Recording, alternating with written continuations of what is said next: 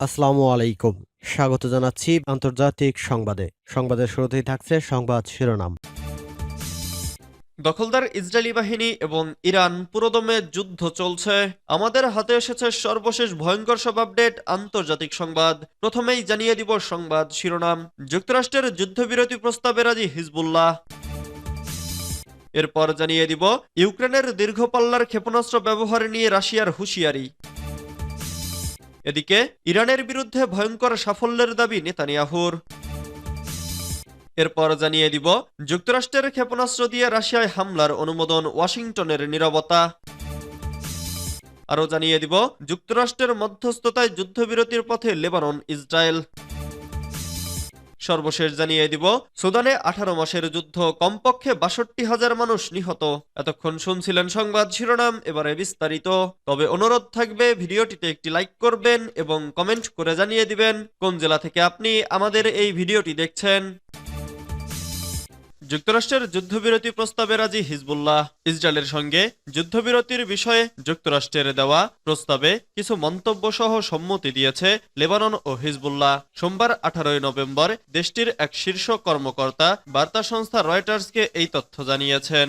একে যুদ্ধবন্ধের সবচেয়ে গুরুতর প্রচেষ্টা বলেও মন্তব্য করেছেন তিনি। লেবাননের পার্লামেন্টের স্পিকার নাবিহ বেরির সহকারী আলী হাসান খলিল বলেছেন, সোমবার মার্কিন রাষ্ট্রদূতের কাছে তাদের লিখিত জবাব জমা দিয়েছে লেবানন। হোয়াইট হাউসের দূত আমোস হোসিস্টেইন বৈরুতে আলোচনা অব্যাহত রাখতে এসেছেন। ইরানপন্থী সশস্ত্র সংগঠন হিজবুল্লাহ যুদ্ধবিরতির বিষয়ে আলোচনার জন্য তাদের দীর্ঘদিনের মিত্র বেরিকে সমর্থন দিয়েছে। খলিল বলেন, লেবানন ইতিবাচক পরিবেশ প্রস্তাবটির ওপর তাদের মন্তব্য তুলে ধরেছে, তবে এই বিষয়ে বিস্তারিত জানাতে অস্বীকৃতি জানান তিনি বলেন, আমাদের দেওয়া সব মন্তব্যে জাতিসংঘের রেজলিউশন 1701 এর সুনির্দিষ্ট ধারাগুলো মেনে চলার প্রতি জোর দেওয়া হয়েছে। খলিল মূলত 2006 সালে হিজবুল্লাহ ও ইসরায়েলের মধ্যে যুদ্ধ বন্ধে পাশ হওয়া জাতিসংঘের নিরাপত্তা পরিষদের রেজলিউশন 1701 এর কথা উল্লেখ করেছেন। ইউক্রেনের দীর্ঘপাল্লার ক্ষেপণাস্ত্র ব্যবহার নিয়ে রাশিয়ার হুঁশিয়ারি। ইউক্রেনের দীর্ঘপাল্লার এটিএসি-এমএস ক্ষেপণাস্ত্র রাশিয়ার ভূখণ্ডে ব্যবহারের অনুমতি দিলে যুক্তরাষ্ট্র এবং তার মিত্রদের বিরুদ্ধে উপযুক্ত প্রক্রিয়া জানানো হবে বলে হুঁশিয়ারি দিয়েছে রাশিয়া। রুশ পররাষ্ট্র মন্ত্রণালয়ের মুখপাত্র এ বিষয়ে সতর্ক বার্তা দেন। মুখপাত্র জানান, কিয়েভের এই ধরনের ক্ষেপণাস্ত্র ব্যবহার রাশিয়ার ভূখণ্ডে হামলার ক্ষেত্রে যুক্তরাষ্ট্র এবং তার মিত্রদের সরাসরি সংঘাতে জড়িয়ে ফেলবে। এটি সংঘাতের প্রকৃতি এবং মূলগত ধরনকে সম্পূর্ণভাবে পাল্টে দেবে। রাশিয়া আরও জানায়, যদি ইউক্রেন এই ধরনের হামলা চালায় তবে রাশিয়ার প্রতিক্রিয়া হবে উপযুক্ত ও দৃশ্যমান।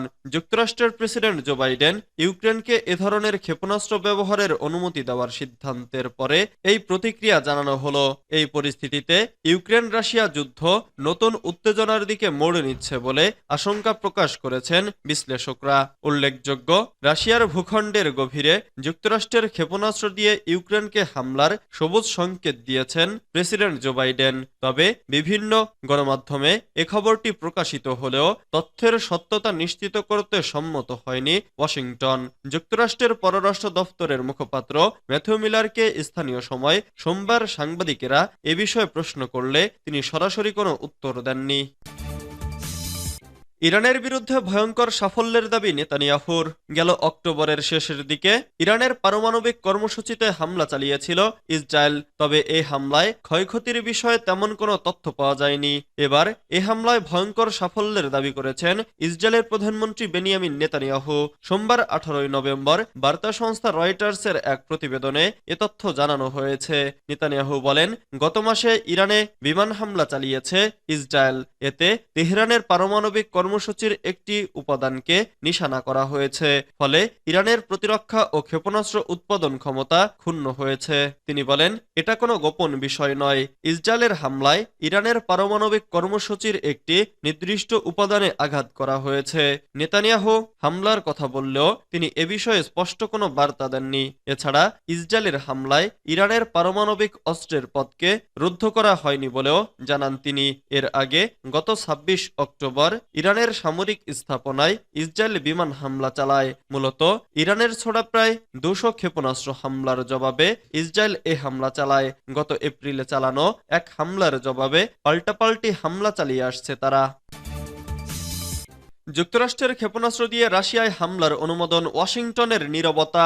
রাশিয়ার ভূখণ্ডের গভীরে যুক্তরাষ্ট্রের ক্ষেপণাস্ত্র দিয়ে হামলার অনুমোদন দিয়েছেন প্রেসিডেন্ট জো বাইডেন। এমন খবর বিভিন্ন আন্তর্জাতিক গণমাধ্যমে প্রকাশিত হলেও এ বিষয়ে কোনো আনুষ্ঠানিক নিশ্চিতকরণ দেয়নি ওয়াশিংটন। রবিবার নিউ ইয়র্ক টাইমসের এক প্রতিবেদনে উল্লেখ করা হয়, রাশিয়ার আন্তর্জাতিকভাবে স্বীকৃত ভূখণ্ডে যুক্তরাষ্ট্রের সরবরাহকৃত ক্ষেপণাস্ত্র ব্যবহার করে হামলা চালাতে ইউক্রেনকে অনুমতি দিয়েছেন বাইডেন। প্রতিবেদনে কয়েকটি সূত্র ও কর্মকর্তার উদ্ধৃতি দিয়ে বলা হয়, যদি এ তথ্য সত্য হয় তবে এটি রাশিয়া ইউক্রেন যুদ্ধ বিষয়ে যুক্তরাষ্ট্রের নীতিতে বড় ধরনের পরিবর্তনের ইঙ্গিত দেয়। এ নিয়ে রাশিয়া ইতোমধ্যে কড়া প্রতিক্রিয়া জানিয়েছে, তবে ওয়াশিংটন এখনও আনুষ্ঠানিক কোনো মন্তব্য করেনি। সাংবাদিকদের প্রশ্নের মুখে যুক্তরাষ্ট্রের পররাষ্ট্র দপ্তরের মুখপাত্র ম্যাথু মিলার সরাসরি কোনো উত্তর দেননি। মিলার বলেন, আমরা যুদ্ধকালীন পরিস্থিতির ভিত্তিতে ইউক্রেনকে তাদের সামরিক সক্ষমতা উন্নত করতে সহায়তা করছি। এটি যুক্তরাষ্ট্র দীর্ঘদিন ধরে বলে আসছে, তবে তিনি সরাসরি বাইডেনের অনুমতির বিষয়টি নিয়ে কোনো ব্যাখ্যা দেননি। যুক্তরাষ্ট্রের মধ্যস্থতায় যুদ্ধবিরতির পথে লেবানন ও ইসরায়েল। যুদ্ধবিরতির পথে লেবানন ও ইসরায়েল, তবে চুক্তি এখনো চূড়ান্ত হয়নি। যুক্তরাষ্ট্রের মধ্যস্থতায় এই প্রক্রিয়া এগোলেও লেবানন ও হিজবুল্লাহ জানিয়েছে তাদের শর্তগুলো পূরণ না হলে যুদ্ধবিরতি কার্যকর হবে না। লেবাননের এক উচ্চপদস্থ কর্মকর্তা সোমবার এই তথ্য জানিয়েছেন। এদিকে যুদ্ধবিরতির আলোচনার মধ্যেই ইসরায়েল বৈরুতে টানা দ্বিতীয় দিন বিমান হামলা চালিয়েছে। সোমবার মধ্য বৈরুতের জুকাক আল-বাদ এলাকায় ইসরায়েলের হামলায় 5 জন নিহত ও 31 জন আহত হয়েছেন। লেবাননের স্বাস্থ্য মন্ত্রণালয় জানিয়েছে, হামলার পর এখনো 2 জন নিখোঁজ রয়েছেন। হামলার পরপরই ওই এলাকায় ধোঁয়ার কুণ্ডলী উঠতে দেখা গেছে। স্থানীয়দের মতে পরিস্থিতি অত্যন্ত ভয়াবহ। ইসরায়েলের টার্গেট ছিল মূলত ঘনবসতিপূর্ণ এলাকা। এদিকে ইসরায়েলের হামলার জবাবে হিজবুল্লাহ ক্ষেপণাস্ত্র এবং ড্রোন হামলা অব্যাহত রেখেছে। সোমবার সন্ধ্যায় হিজবুল্লাহ তেল আবিবের স্পর্শকাতর সামরিক স্থাপনা লক্ষ্য করে ড্রোন হামলা চালিয়েছে বলে দাবি করেছে। তেল আবিবের শহরতলিতে একটি ক্ষেপণাস্ত্র ঠেকানোর সময় এর টুকরো প্রধান সড়কে পড়ে যায়। এতে বিস্ফোরণের ঘটনা ঘটে এবং 6 জন আহত হন। আহতদের মধ্যে 54 বছর বয়সী এক নারীর অবস্থা গুরুতর বলে জানিয়েছে ইসরায়েলের অ্যাম্বুলেন্স বিভাগ। সুদানে 18 মাসের যুদ্ধ, কমপক্ষে 62,000 মানুষ নিহত। সুদানে চলমান 18 মাসের যুদ্ধ মারাত্মক মানবিক সংকট সৃষ্টি করেছে।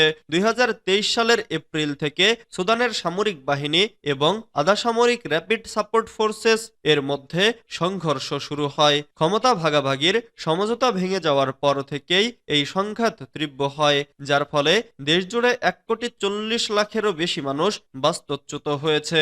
এই সংঘাতে সরাসরি সহিংসতার শিকার হয়ে 18,000 জনের বেশি মানুষের মৃত্যু হয়েছে বলে armed conflict location and event ডাটার তথ্য জানায়। তবে প্রচুর পরিমাণে পরোক্ষ মৃত্যু সংঘটিত হয়েছে জরুরি সেবা, খাদ্য ও চিকিৎসার অভাবের কারণে। সুদানে স্বাস্থ্যসেবার অবকাঠামো প্রায় 80% অকার্যকর হয়ে পড়েছে এবং প্রয়োজনীয় ওষুধ, পরিষ্কার পানি এবং খাদ্যের অভাবে পরিস্থিতি আরও নাজুক হয়েছে।